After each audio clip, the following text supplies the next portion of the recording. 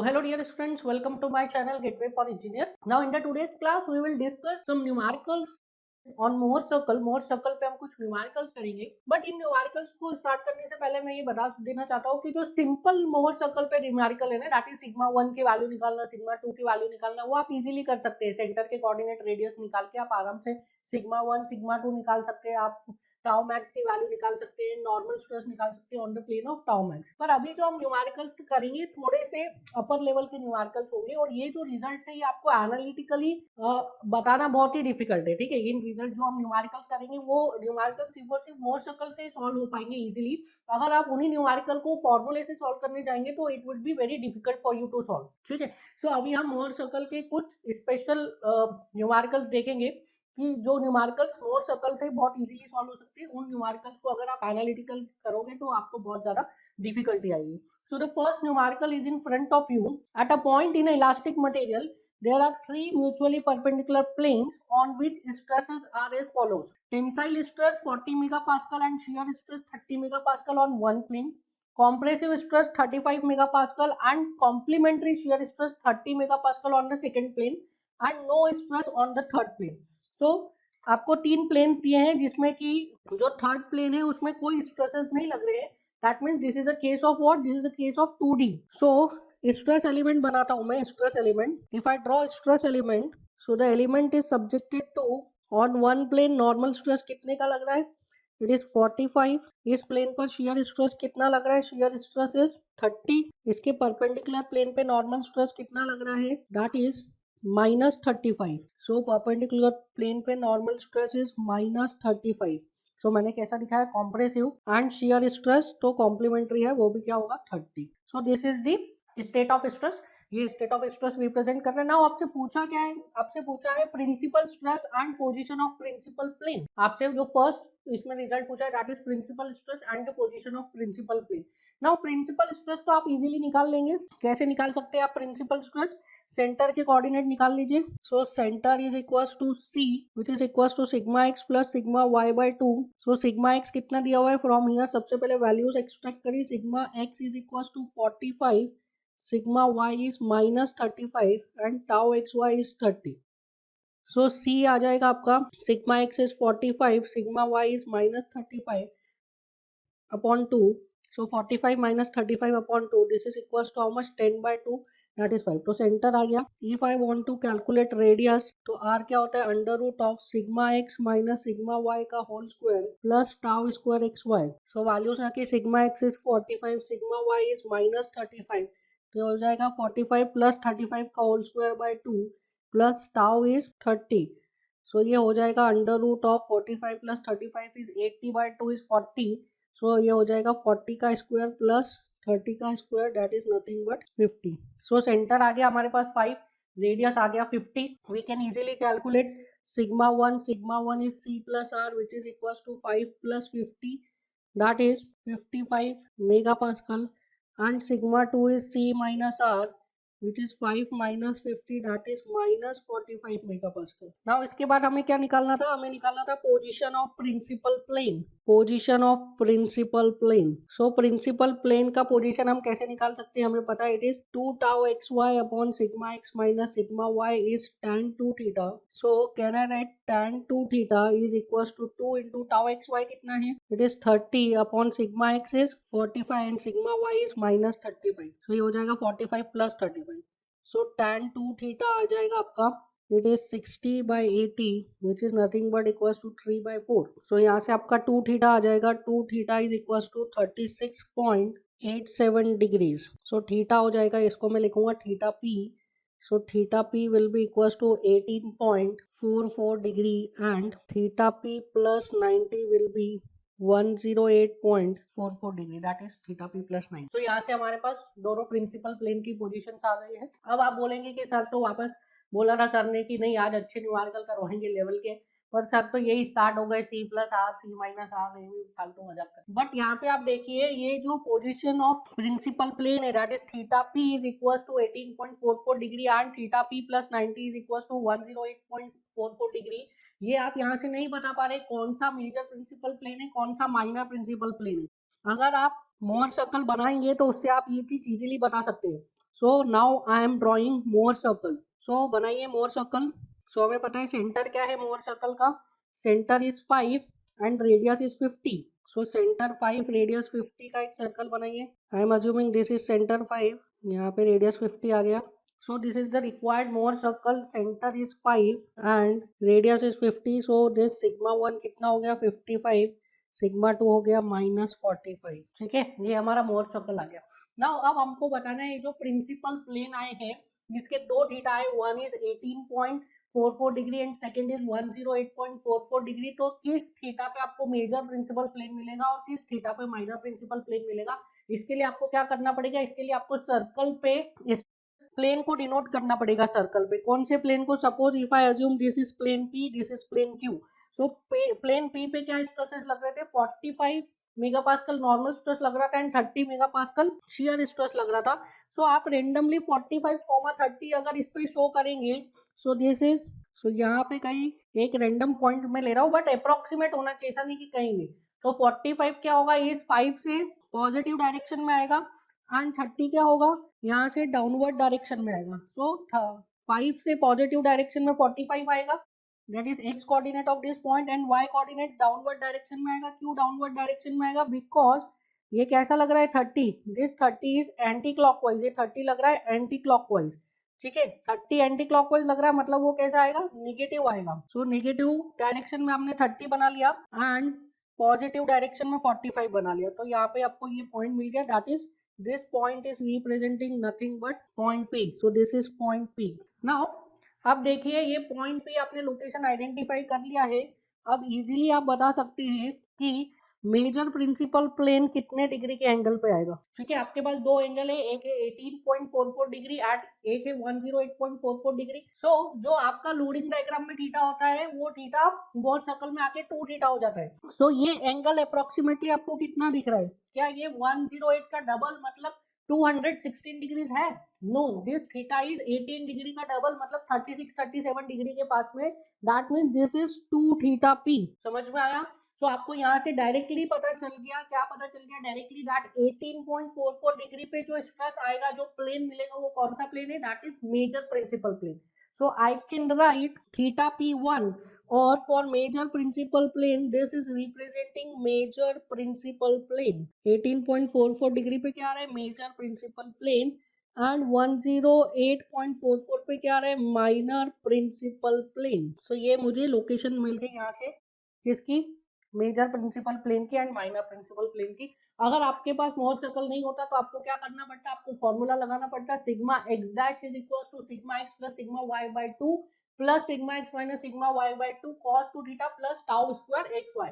इसमें आपको sigma x sigma y tau x y की वैल्यू रखनी पड़ती है एंड थीटा रखना पड़ता 18.44। अगर ये सारी वैल्यूज रखते और आपको सिग्मा एक्स डैश की वैल्यू मिलती प्लस 55, तो आप क्या बोलते हैं कि 18.44 is a major principal plane. अगर ये सारी वैल्यूज रखने के बाद आपको सिग्मा एक्स की वैल्यू मिलती -45, तो आप बोलते हैं 18.44 पे क्या आ रहा है, माइनर प्रिंसिपल प्लेन। बट ये चीज हमने डायरेक्टली यहाँ मोर सर्कल से देख लिया है कि 18.44 पे क्या आ रहा है, 18.44 पे आ रहा है मेजर प्रिंसिपल प्लेन। नाउ ये चीज भी आप एनालिटिकली सॉल्व कर सकते थे कि मेजर प्रिंसिपल प्लेन का लोकेशन क्या है, माइनर प्रिंसिपल प्लेन का लोकेशन क्या है। बट जो सेकंड वाला क्वेश्चन पूछ रहा है, सेकंड क्वेश्चन में क्या पूछ रहा है, सेकंड क्वेश्चन में पूछ रहा है the position of plane on which there is no normal stress, the position of plane on which there is no normal stress। Now ये निकालने के लिए आप ये भी एनालिटिकली निकाल सकते हैं, क्या करेंगे आप, सिग्मा एक्स डैश को 0 रख दीजिए, sigma x dash is equal to sigma x plus sigma y by 2 plus sigma x minus sigma y by 2 cos 2 theta plus tau square x y sine 2 theta plus tau x y sine 2 theta. इसमें आप sigma x dash को 0 रख दीजिए और sigma x sigma y tau x y की value रखिए, तो आपको क्या मिलेगा, आपको एक थीटा मिल जाएगा। उस थीटा पे क्या आएगा, उस थीटा पे नॉर्मल स्ट्रेस 0 आएगा। अगर मैं मोर सर्कल में बताऊं आपको, तो मोर सर्कल में at this point and at this point, these are the 2 points which are showing the value of theta is 0। सो यहाँ पे मैं इन पॉइंट्स का नाम दे देता हूँ, ये तो हो गए हमारे A एंड B पॉइंट्स, इसको मैं लिख देता हूँ G and H। So G and H वो पॉइंट्स है जहाँ पे क्या आ रहा है, G एंड H पॉइंट्स पे नॉर्मल स्ट्रेस 0 है। तो अब यहाँ पे मोर सर्कल से कैसे निकालेंगे, हम इजीली निकाल सकते हैं मोर सर्कल से बाय यूजिंग ज्योमेट्री। इसको ज्वाइन कर दीजिए इससे, So what we have to calculate? We have to calculate this theta, ये वाला थीटा मुझे निकालना है, this theta I have to calculate. Now यहाँ पे मैं एक एंगल अज्यूम कर रहा हूँ, यहाँ पे मैं एक एंगल अज्यूम कर रहा हूँ, I am assuming this angle as alpha. अगर ये एंगल अल्फा है तो this angle will also be alpha, because देखिए सो ये ओरिजिन से जी तक अगर मैं इसको एक पॉइंट दे दूं, दिस इज ओ एंड ये सेंटर पॉइंट को मैं बोल देता हूँ C, O to C is centre के कोऑर्डिनेट, तो ये दोनों सिमिलर ट्रायंगल हो जाएंगे, ओ जी सी एंड ओ एच सी, ये दोनों सिमिलर ट्रायंगल हो जाएंगे। दैट इज वाई यहाँ पे आपको क्या मिलेगा, दोनों साइड में अल्फा अल्फा एंगल मिल जाएगा। नाउ ये जो अल्फा एंगल है इसको मुझे कैलकुलेट करना है। क्या मैं अल्फा एंगल को कैलकुलेट कर सकता हूँ? मैं इजीली कैलकुलेट कर सकता हूँ अल्फा एंगल को, देखिए कैसे कैलकुलेट करते हैं। थोड़ा सा एग्जैगरेटेड व्यू दिखाता हूँ आपको मैं। This is alpha, this is O, this is C and this is जी।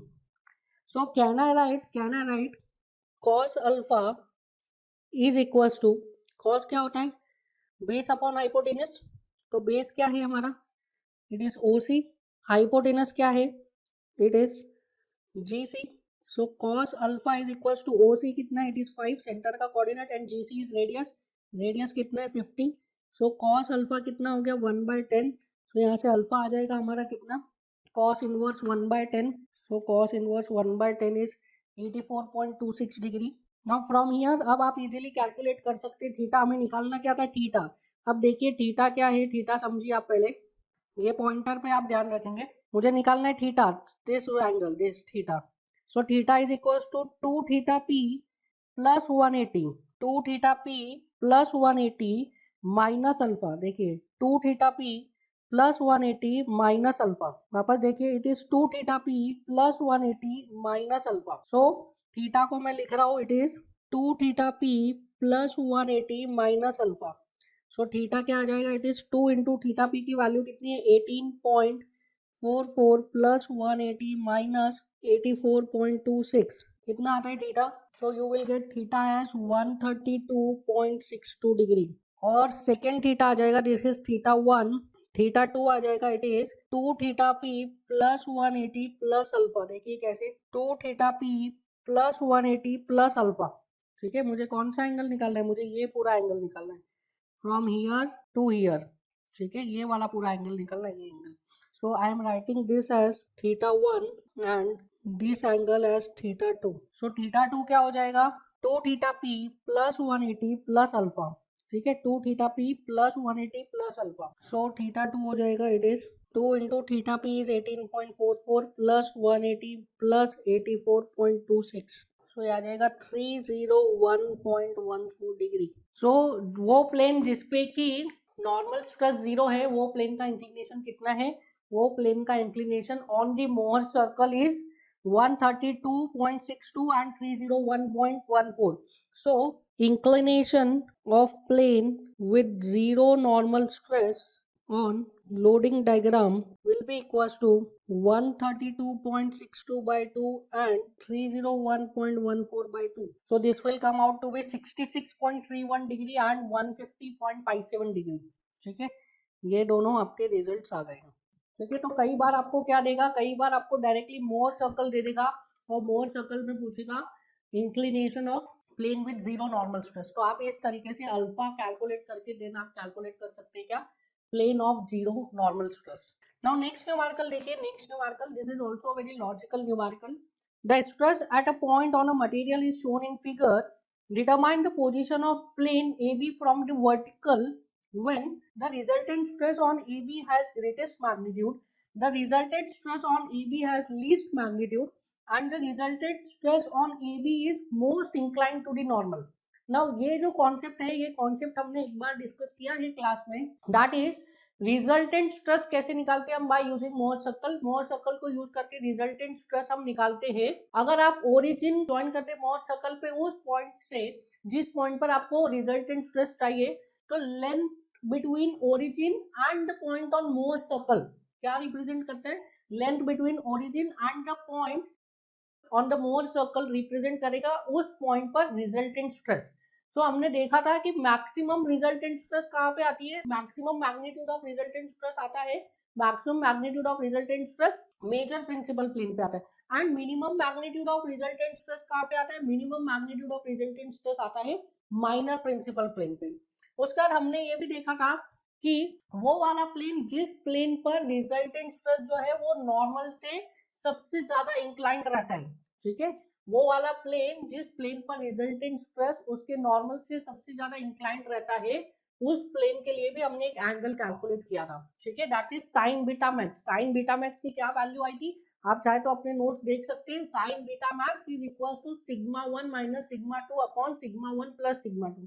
ये फॉर्मूला आपको याद रखना है बिकॉज इसके लिए कोई और अल्टरनेटिव नहीं है आपके पास, ठीक है, दिस फॉर्मूला आपको याद रखना है, ये आगे आपको इन सॉइल मैकेनिक्स में काम आएगा। So sine beta max is sigma 1 minus sigma 2 upon sigma 1 plus sigma 2। But इस क्वेश्चन में साइन बीटा मैक्स की वैल्यू नहीं पूछ रहा है, क्या पूछ रहा है इस क्वेश्चन में, वो प्लेन का वर्टिकल से इंक्लिनेशन बताना है, ठीक है, जिस प्लेन पर साइन बीटा मैक्स आ रहा है उस प्लेन का वर्टिकल से इंक्लिनेशन बताना है। तो अभी देखते हैं कैसे आता है। सो इस न्यूमेरिकल के लिए आप देखिए सिग्मा एक्स क्या दिया है, sigma x is 120, sigma y क्या दिया है 200 newton per mm square and tau x y क्या दिया है 30 न्यूटन पर एमएम स्क्वायर। तो आप सेंटर निकाल सकते हो, centre is equal to sigma x plus sigma y by 2 which is equals to 120 plus 200 by 2 which is equals to 160। Radius निकाल सकते हैं आप, radius is equals to under root of sigma x minus sigma y by 2 का whole square plus tau square x y. So radius कितना आ जाता है 200 minus 120 upon 2 का होल स्क्वायर प्लस 30 का स्क्वायर। सो 200 माइनस 120 इज 80, 80 का square is 80 by 2 is 40, सो 40 का square plus 30 का स्क्वायर अंडर रूट में आ जाएगा आपका अंडर रूट ऑफ 40 का स्क्वायर प्लस 30 का square is nothing but 50। So radius आ गया 50, सेंटर आ गया 160। सो आपसे क्या पूछा है, आपसे पूछा है वो प्लेन का इंक्लिनेशन बताइए जहां पे कि रिजल्टेंट स्ट्रेस क्या है, resultant stress has greatest magnitude. तो हमें पता है कि मेजर प्रिंसिपल प्लेन पे क्या होता है, मेजर प्रिंसिपल प्लेन पे रिजल्टेंट स्ट्रेस का मैग्नीट्यूड ग्रेटेस्ट होता है। अब इसमें आपसे रिजल्टेंट स्ट्रेस का मैग्नीट्यूड नहीं पूछा है, major principal stress minor principal stress नहीं पूछा है, आपसे इंक्लिनेशन पूछा है। तीनों ही क्वेश्चंस में आपसे क्या पूछ रहा है, इंक्लिनेशन पूछ रहा है। देखिए फर्स्ट में भी आपको ए बी का इंक्लिनेशन पूछ रहा है, सेकंड में भी ए बी का इंक्लिनेशन पूछ रहा है, थर्ड में भी ए बी का इंक्लिनेशन पूछ रहा है। तो आपको क्या बताना है, आपको ये थीटा की वैल्यू बतानी in all the three cases. So इसके लिए मोर सर्कल बना लेते हैं हम, centre is 160 and radius is 50। So this is the required Mohr circle. Now क्या पूछ रहा है आपसे, पूछ रहा है उस प्लेन का इंक्लिनेशन वर्टिकल से जिस प्लेन पर क्या आ रहा है मैक्सिमम रिजल्टेंट स्ट्रेस आ रहा है, एंड मैक्सिमम रिजल्टेंट स्ट्रेस कहां पे आ रहा है, मेजर प्रिंसिपल प्लेन पे। तो this is our major principal plane A, this is minor principal plane B and ये सेंटर सी है, ठीक है। सो यहाँ पे सबसे पहले वर्टिकल प्लेन को लोकेट करिए, वर्टिकल प्लेन पे क्या स्ट्रेसेस थे 200 एंड 30, तो 200 मेगापास्कल एंड 30 मेगापास्कल को आप लोकेट करिए। सो सेंटर पे था, सेंटर पे था 160, ये 170 180 190 एंड दिस इज 200। सो ये 200 आ गया एंड 30, 30 कैसा लग रहा है, वर्टिकल पे 30 लग रहा है in the anti clockwise direction, so anti clockwise है तो नेगेटिव। सो 170 180 190 200 10 20 30, सो ये आ गया यहाँ पे vertical plane. So this is vertical plane, I will write it as P. So vertical plane को मैं बोल रहा हूँ पी, हॉरिजॉन्टल प्लेन को बोल रहा हूँ क्यू, ठीक है। आपको क्या निकालना है, आपको ये एंगल निकालना है, सबसे पहले दिस एंगल निकाल सकते हैं इजीली, ज्योमेट्री लगाइए। नाउ इस पॉइंट को मैं बोल रहा हूँ P dash. So in triangle, ये थीटा निकालना है मुझे, I am writing in triangle PCP dash, PC कितना है, PC is R। Now PP dash कितना है, PP dash is equals to, देखिए ये वाली लेंथ है PP डैश, ये वर्टिकल लेंथ, वर्टिकल कोऑर्डिनेट है पॉइंट P का, कितना आता है वर्टिकल कोऑर्डिनेट पॉइंट P का, पॉइंट P का vertical coordinate is nothing but shear stress on point P। So PP dash is shear stress on point P, point P पे shear stress कितना था, it is nothing but 30। So PP dash आ गया, PC आ गया, आप easily ये theta की value निकाल सकते हैं। So that sin theta is equals to PP dash upon PC। So PP dash is 30 and PC radius कितना है, radius is 50। So sin theta आ जाएगा आपका 3/5। So यहाँ से थीटा आ जाएगा आपका 36.87 डिग्री, थीटा इज 36.87 डिग्री। ये थीटा आया है हमारा on the Mohr circle. So I can write inclination of plane having maximum resultant stress from vertical कितना हो गया ये 36.87 by 2 which is equals to 18.43, 18.43। Similarly minimum के लिए कितना हो जाएगा, इसमें आप 90 ऐड कर दीजिए। सो दिस इज 18.43 और इसमें 90 ऐड कर दो तो 19 plus 18.43 which is equal to 108.43।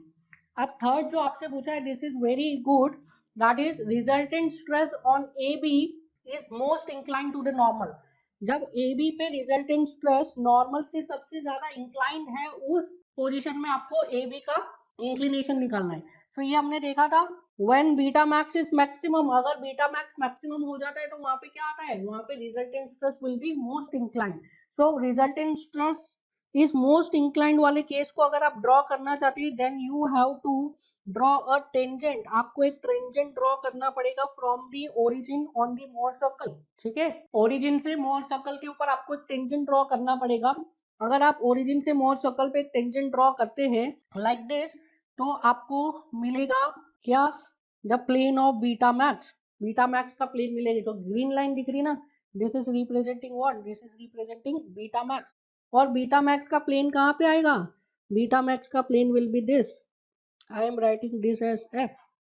ठीक है, this point F is representing वो प्लेन जिसपे कि beta max is maximum, beta is maximum. ठीक है, तो आपको क्या निकालना है, इस एफ प्लेन का इंक्लिनेशन निकालना है, इस एफ प्लेन का इंक्लिनेशन निकालना है। कहां से, वर्टिकल से। वर्टिकल वाला प्लेन कौन सा है, पी। सो आपको पी से एफ का थीटा निकालना है। So if I join centre with F, तो हमें क्या निकालना है, हमें निकालना है दिस एंगल। मैं इसको लिखता हूँ फाई। समझ में आया, हमें निकालना है पाई।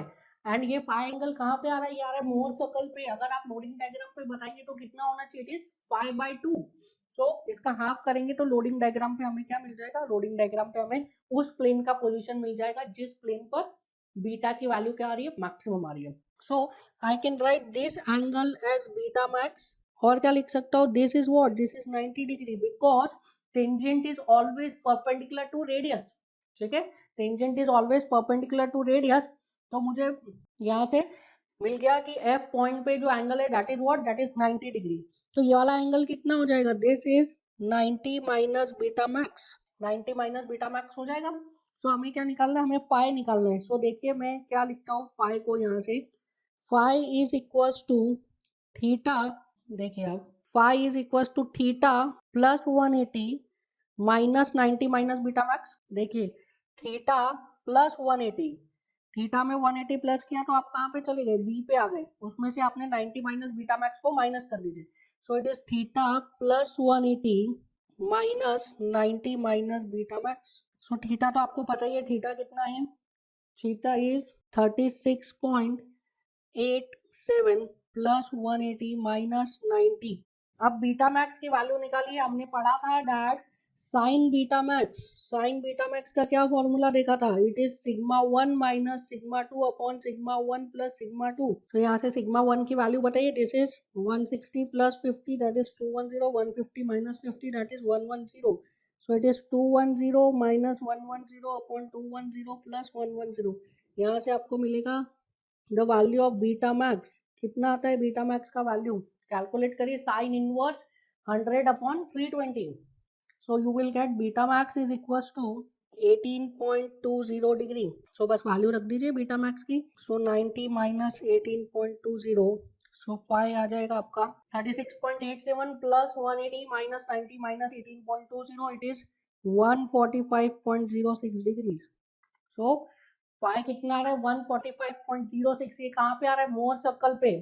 सो I can write on loading diagram angle कितना हो जाएगा, angle will be equals to 145.06 by 2, that is 72.53 degree. So here the answer will be 72.53 degree.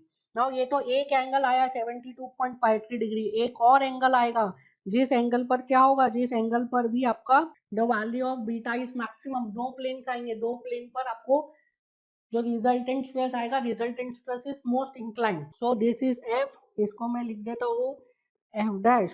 So this is F dash. अगर एफ डैश का आपको इंक्लिनेशन चाहिए वो भी आप निकाल सकते हैं। ये वाला एंगल भी हो जाएगा beta max, this is also beta max, this is also 90। सो ये क्या हो जाएगा 90 माइनस बीटा मैक्स। सो जो यहाँ पे आपने इधर माइनस लिखा है इसकी जगह क्या कर दीजिए प्लस कर दीजिए, तो आपको सेकेंड एंगल मिल जाएगा। ठीक है, यहाँ पे माइनस 90 माइनस बीटा मैक्स उसको आप कर दीजिए प्लस, तो आपको क्या मिल जाएगा सेकेंड एंगल। देखिए this is theta plus 180 plus 90 plus beta max, theta plus 180 plus 90 minus beta max. ठीक है, ये वाला एंगल चाहिए आपको। यहाँ पे देखिए मैं रेड से बता देता हूँ, theta plus 180 plus 90 minus beta max. ठीक है, तो इस तरीके से आप निकाल सकते हैं। सेकेंड एंगल आप कैलकुलेट करेंगे तो वैल्यू आएगा on the loading diagram, value बता रहा हूँ मैं, लोडिंग डायग्राम पे वैल्यू आएगा 144.33 डिग्री। मोहर सर्कल पे इसका डबल आ जाएगा, दैट इज 288.66। ठीक है, तो सेकेंड थीटा जो आएगा मोहर सर्कल पे दैट इज 288.66 और लोडिंग डायग्राम में आएगा 144.33। नाउ ये सब जो वैल्यूज है, ये सब वैल्यूज काफी डिफिकल्ट है आपको एनालिटिकली निकालना। ठीक है, उस प्लेन का इंक्लिनेशन जिस प्लेन पर बीटा मैक्स मैक्सिमम आ रहा है वो आपको निकालना, that is very difficult. Analytically ये निकालना बहुत डिफिकल्ट है। Now the next numerical is in front of you. So please try to solve this numerical. So the question is the major and minor principal stress at a point are 140 megapascal and 80 megapascal respectively. On a plane passing through the point, normal stress is 125 megapascal. Calculate the resultant stress on this plane. So इस question में क्या पूछा है, इस question में आपको major principal stress दिया है, माइनर प्रिंसिपल स्ट्रेस दिया है, दैट इज सिग्मा 1 सिग्मा 2 दिया है, और एक इंक्लाइन प्लेन है, उस इंक्लाइन प्लेन पे आपको नॉर्मल स्ट्रेस की वैल्यू दी है एंड आपको क्या कैलकुलेट करना है, उस इंक्लाइन प्लेन पे शियर स्ट्रेस की वैल्यू कैलकुलेट करना है। सो डेटा एक्सट्रैक्ट करते हैं, क्या क्या दिया है आपको, सिग्मा 1 दिया है, sigma 1 is 140 megapascal, sigma 2 is 80 megapascal, both are positive, कुछ दिया नहीं है तो we are considering both are positive. And कोई एक प्लेन है, उस प्लेन में नॉर्मल स्ट्रेस है, so I am writing sigma x dash is 125 megapascal and इस प्लेन में आपको रिजल्टेंट स्ट्रेस कैलकुलेट करना है, that is sigma R dash. Now इस न्यूमेरिकल को सॉल्व करने के लिए देयर आर 2-3 मेथड्स हो सकते हैं। हम यहाँ पे दो मेथड्स के बारे में डिस्कस करेंगे।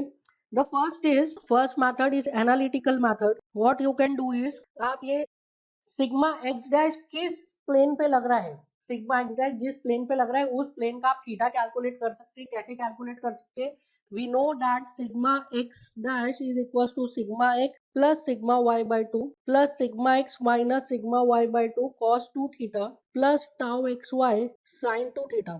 Now in this equation the value of tau x y is 0। क्यों?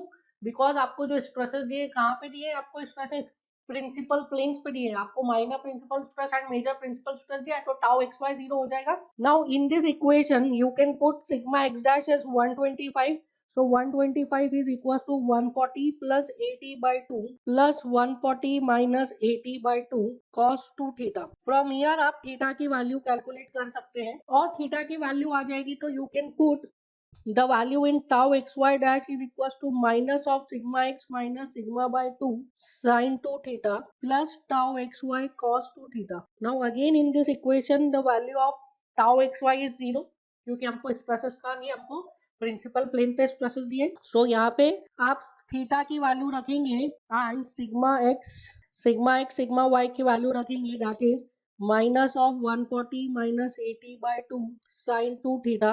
तो यहाँ से आपको क्या मिल जाएगा, टाउ एक्स वाई की वैल्यू मिल जाएगी, that is tau dash x y मिल जाएगा। कहाँ पे आपको इंक्लाइन प्लेन पे शियर स्ट्रेस मिल जाएगा, जिस प्लेन पे की नॉर्मल स्ट्रेस लग रहा था 125। सो 125 newton per mm square normal stress लग रहा है, शियर स्ट्रेस आपने यहाँ से कैलकुलेट कर लिया। You can easily calculate resultant हो जाएगा sigma R is equals to under root of sigma x dash that is nothing but 125 का square plus tau dash x y का स्क्वायर। तो यहाँ से आप इजीली क्या कैलकुलेट कर सकते हैं, यहाँ से आप रिजल्टेंट स्ट्रेस कैलकुलेट कर सकते हैं। नाउ सेकंड मेथड है जिसकी मैं बात कर रहा हूँ, सेकंड मेथड आप क्या कर सकते हैं, you can draw solve it by more circle. आप मोर सर्कल बना सकते हैं। कैसे मोर सर्कल से सॉल्व करेंगे इसको, देखिए if I draw Mohr circle, so क्या मुझे सेंटर और रेडियस निकालने की जरूरत है? नहीं, मुझे सेंटर और रेडियस निकालने की जरूरत नहीं, क्योंकि मुझे पता है sigma 1 is 140 and sigma 2 is 80, तो मुझे सेंटर और रेडियस निकालने की जरूरत नहीं है। सो हमें पता है सिग्मा 2 कितना है, sigma 2 is 80 and sigma 1 is 140। हम इजीली मोर सर्कल ड्रॉ कर सकते हैं। हमें क्या मिल गया, ये सिग्मा 2 सिग्मा 1 क्या बताते हैं, डायमीटर के एक्सट्रीम पॉइंट्स बताते कहाँ पे, on the sigma axis. So sigma axis पे मोर सर्कल के डायमीटर के एक्सट्रीम पॉइंट पता चल गए, sigma 2 is 180 and this is sigma 1 is 140। आप इजीली मोर सर्कल बना सकते हैं। सो बनाइए। सो ये क्या मिल गया हमें, this is the required Mohr circle. Now अब आपसे क्या पूछा है, अब आपसे पूछा है उस प्लेन पर रिजल्टेंट स्ट्रेस जिस प्लेन पे नॉर्मल स्ट्रेस है 125 न्यूटन पर एमएम स्क्वायर। तो सबसे पहले आप इस पे वो प्लेन को डिनोट कीजिए जिस प्लेन पर नॉर्मल स्ट्रेस कितना आ रहा है 125 न्यूटन पर एमएम स्क्वायर। सो आप इसको इजीली डिनोट कर सकते हैं। देखिए this point is representing 80, this point is representing 140। तो 125 किधर आएगा, सेंटर कितना हो गया इसका 80 प्लस 140 बाय 2 दैट इज 110। सो इसका सेंटर आ जाएगा 110 पे। हमें क्या चाहिए, हमें चाहिए 125।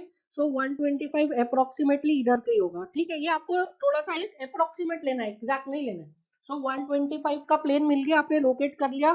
The plane representing this is the plane representing stress of 125 newton per mm square. Normal stress इस पे आ गया है कितना, this is 125 newton per mm square, ठीक है। नाउ इस plane, suppose I am assuming this plane as x, इस प्लेन पर आपको क्या चाहिए, इस प्लेन पे आपको चाहिए रिजल्टेंट स्ट्रेस। तो हमें पता है किसी भी प्लेन पर रिजल्टेंट स्ट्रेस कैसे कैलकुलेट करते हैं, we have to calculate the distance of origin up to that point.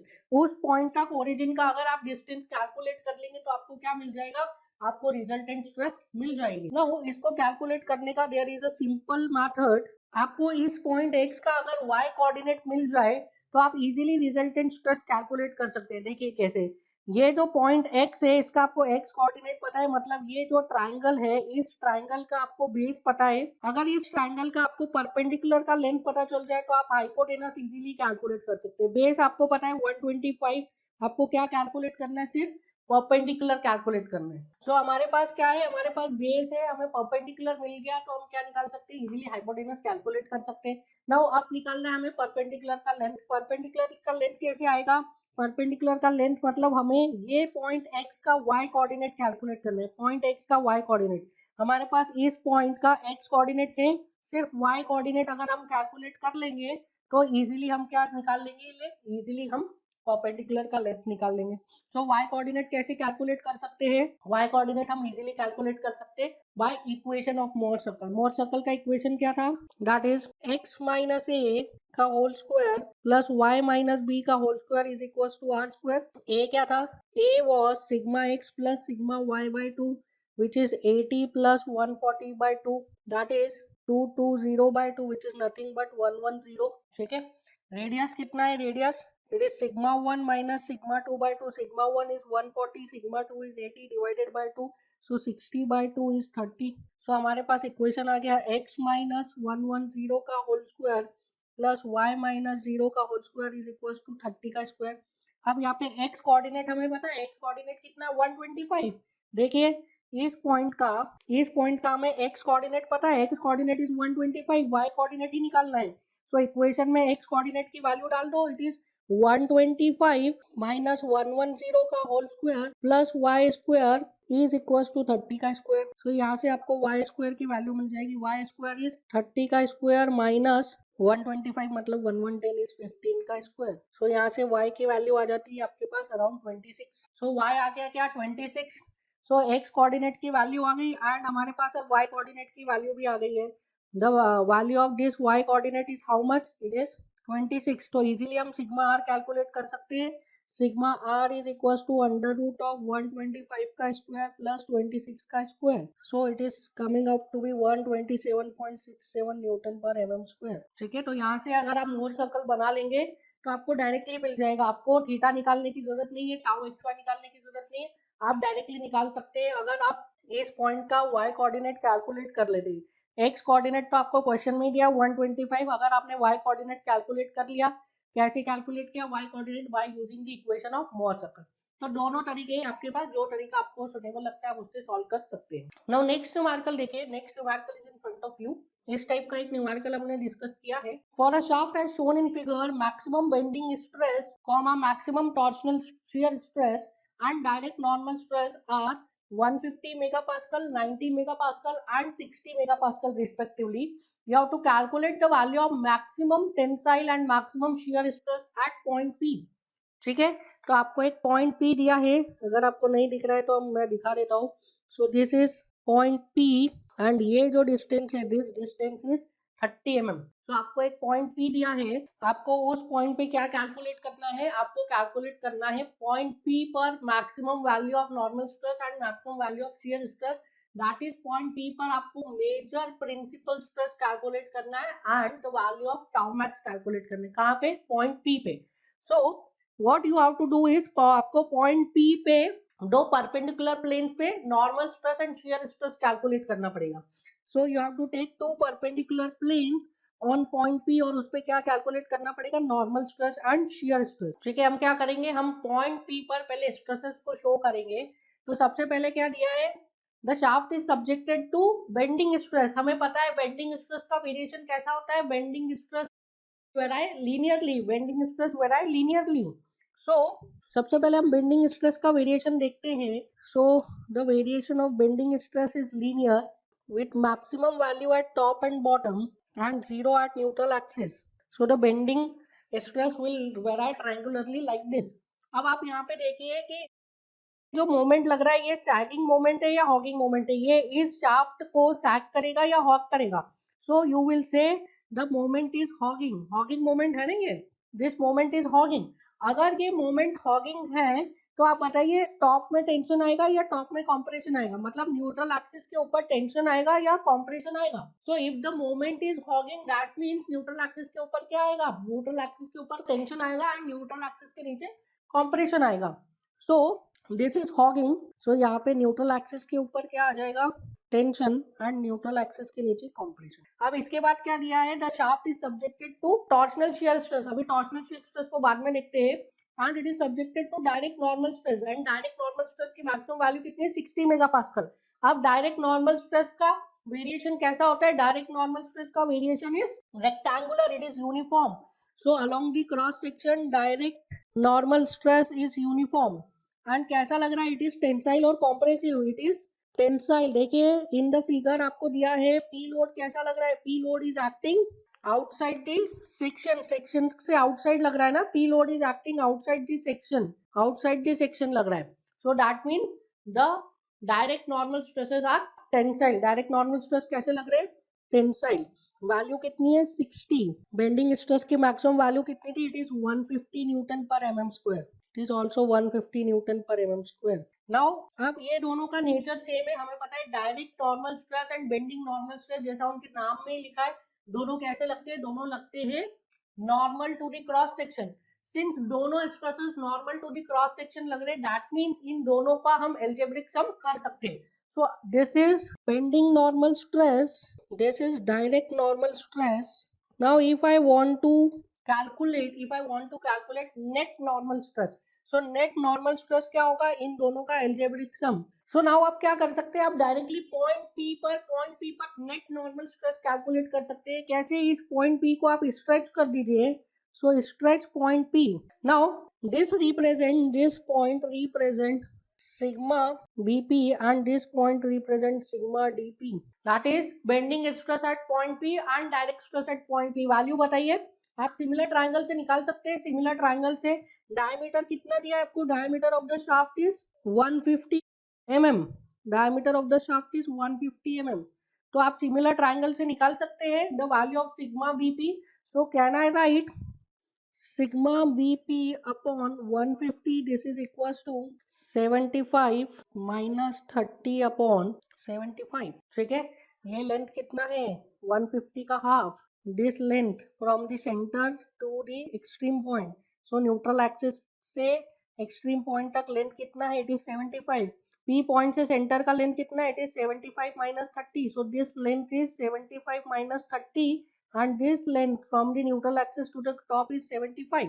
So similar triangle से आपके पास आ जाएगा, क्या आ जाएगा, bending stress at point P. So sigma BP is equals to this 45 into 150 by 75 which is nothing but 90 Newton per mm square. So bending stress आ गया आपके पास point P पे. Direct stress कितना है, सिग्मा dp वो तो uniform है 60 Newton per mm square. So you can write net normal stress on p कितना आ जाएगा, it is 90 plus 60 which is 150 newton per mm square. ठीक है, ये क्या आ गया आपके पास नेट नॉर्मल स्ट्रेस. अब बताइए what is the variation of torsional shear stress. Torsional shear stress का वेरिएशन कैसा होता है, ये शाफ्ट पे टॉर्शनल शियर स्ट्रेस भी लग रहा है and we know the variation of torsional shear stress is also triangular, it is also linear.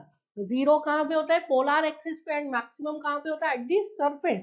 सो अगर मैं टॉर्शनल शियर स्ट्रेस को रिप्रेजेंट करूँ यहाँ पे, so this is torsional shear stress maximum at top and bottom surface and zero at polar axis.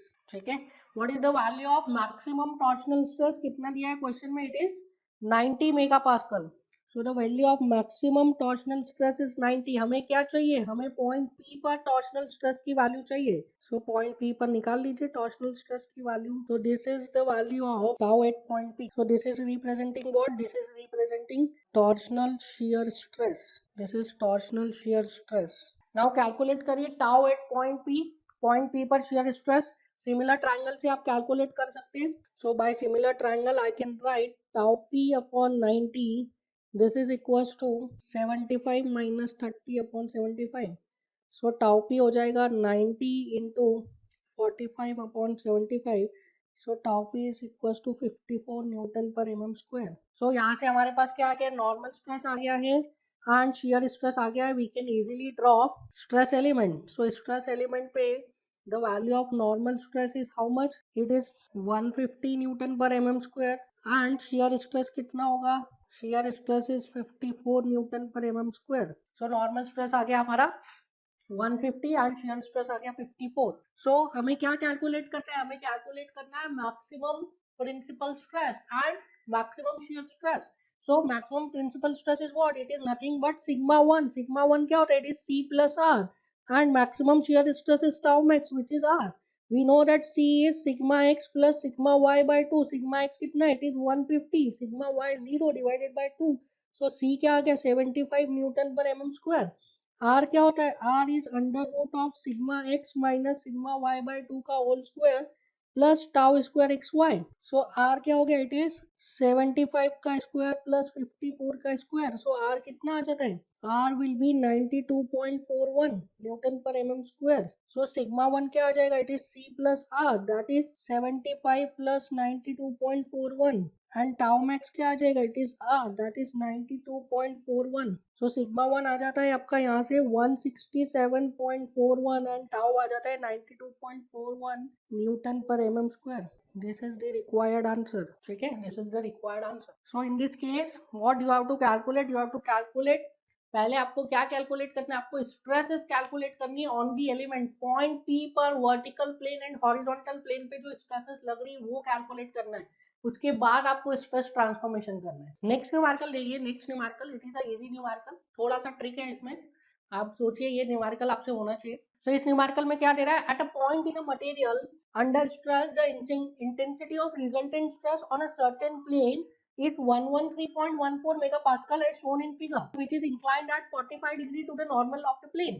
So question में क्या दे रहा है आपको, एक प्लेन पे स्ट्रेस दिया है, एक प्लेन पे stress, suppose this is the plane. इस प्लेन पे स्ट्रेस दिया है, कैसा दिया है आपको, रिजल्टेंट स्ट्रेस दिया है. This resultant stress is given to you. ठीक है, एंड इस रिजल्टेंट स्ट्रेस की वैल्यू कितनी है 113.14. रिजल्टेंट स्ट्रेस की वैल्यू है 113.14 और इस रिजल्टेंट स्ट्रेस का इंक्लिनेशन दिया है नॉर्मल टू द प्लेन. इस प्लेन के नॉर्मल से the inclination of this resultant is 45 degree. ठीक है, सो एक प्लेन पे आपको रिजल्टेंट स्ट्रेस दिया है. इसके बाद आपको क्या दिया है, इसके बाद आपको दिया है the radius of Mohr circle for the given set of stress for the given point is 100 units. आपको और क्या दिया, आपको दिया है मोहर सर्कल का रेडियस. ठीक है, रेडियस दिया है आपको मोहर सर्कल का इज 100 यूनिट्स.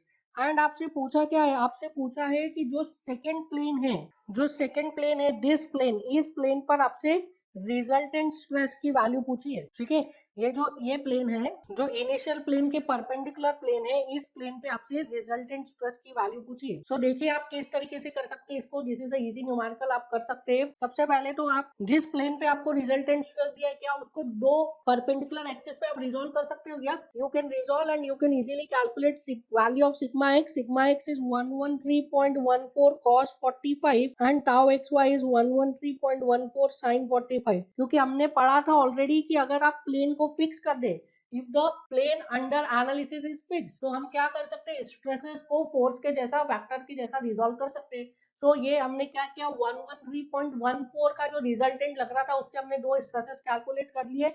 एक स्ट्रेस हमने कैलकुलेट कर लिया है normal stress, that is 113.14 cos 45, और दूसरा हमने कैलकुलेट कर लिया शियर स्ट्रेस। अब ये इस प्लेन पर जो शियर स्ट्रेस लगेगा due to complementary shear stress, perpendicular plane पर भी उतना ही शियर स्ट्रेस लगेगा। तो परपेंडिकुलर प्लेन पर आपको शियर स्ट्रेस तो मिल गया, आपको निकालना क्या है, परपेंडिकुलर प्लेन पे रिजल्टेंट स्ट्रेस निकालना है। सो सबसे पहले इसकी वैल्यू बताइए, 113.14 cos 45 कितना हो जाता है, it is nothing but 80, and 113.14 sin 45 क्या हो जाता है, it is also 80। So perpendicular plane पे आपको शियर स्ट्रेस तो मिल गया है, आपको क्या निकालना है, रिजल्टेंट स्ट्रेस निकालना है। आपको दिया क्या है, आपको दिया है the radius of Mohr circle. So radius of Mohr circle क्या होता है, r is equal to under root of sigma x minus sigma y by 2 का whole square plus tau square x y. Sigma x की value हमें पता है, it is 80, sigma Y हमें निकालना है, टाउ स्क्वायर एक्स वाई भी हमें पता है 80, आर कितना दिया 100। सो 100 का square is equal to 80 minus sigma y by 2 का होल स्क्वायर प्लस 80 का square. So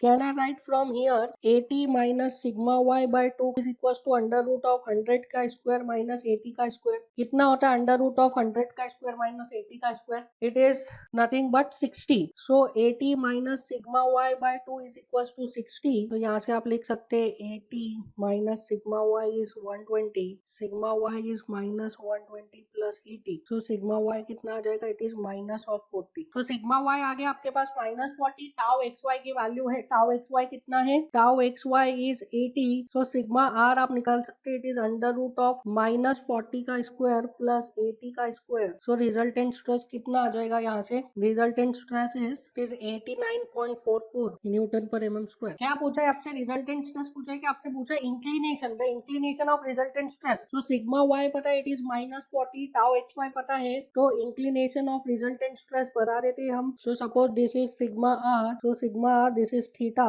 so can I write tan theta is equal to tau x y upon sigma y. So tan theta कितना हो जाएगा, tau x y कितना है, it is 80 upon minus 14। So theta कितना हो जाएगा, it is minus 63.43। So theta आ जाएगा माइनस 63.43, मतलब एक्चुअल में जो रिजल्टेंट आएगा वो कहीं यहाँ पर आएगा, क्योंकि सिग्मा वाई कुछ ऐसा लग, ठीक है। दिस थीटा, ये एंटी क्लॉकवाइज नहीं है, क्लॉकवाइज थीटा। हमने क्या लिया था पहले, एंटी क्लॉकवाइज थीटा लिया था, तो हमारा वैल्यू आया नेगेटिव, मतलब एक्चुअल में थीटा कैसा लग रहा है, ये वाला थीटा लग रहा है, and the value is 63.43 degree. समझ में आया। हमने अज्यूम किया था थीटा को एंटी क्लॉकवाइज नॉर्मल से, बट नॉर्मल से क्लॉकवाइज में आ रहा है थीटा, क्योंकि हमारा आंसर क्या है, नेगेटिव, ठीक है। तो इस तरीके से आप रिजल्टेंट स्ट्रेस कैलकुलेट कर सकते हैं and inclination of resultant stress भी कैलकुलेट कर सकते हैं। नाउ नेक्स्ट न्यूमेरिकल देखिए, next numerical is in front of you. In a piece of material a tensile stress F1 and shearing stress Q acting on a plane and an additional tensile stress F2 acts on a plane perpendicular to F1. So there are two planes, एक plane पे क्या लग रहा है, एक plane पे stress लग रहा है F1, normal stress is F1, और इस प्लेन पे शियर स्ट्रेस कितना लग रहा है, शियर स्ट्रेस लग रहा है, it is Q। Second plane पे क्या लग रहा है, second plane is perpendicular to the first plane, और उस पे क्या लग रहा है, उस पे लग रहा है normal stress F2। Both the stresses are tensile, F1 and F2 both are tensile. Now अब ये फर्स्ट प्लेन पे जो शियर स्ट्रेस Q लग रहा है, तो सेकंड प्लेन पर भी क्या लगेगा, shear stress Q, because of complementary in nature, shear stresses are complementary in nature. तो दोनों परपेंडिकुलर प्लेन्स पे शियर स्ट्रेस क्या लगेगा, Q। नाउ इसमें क्या पूछ रहा है, determine the condition for which principal stresses are of opposite nature.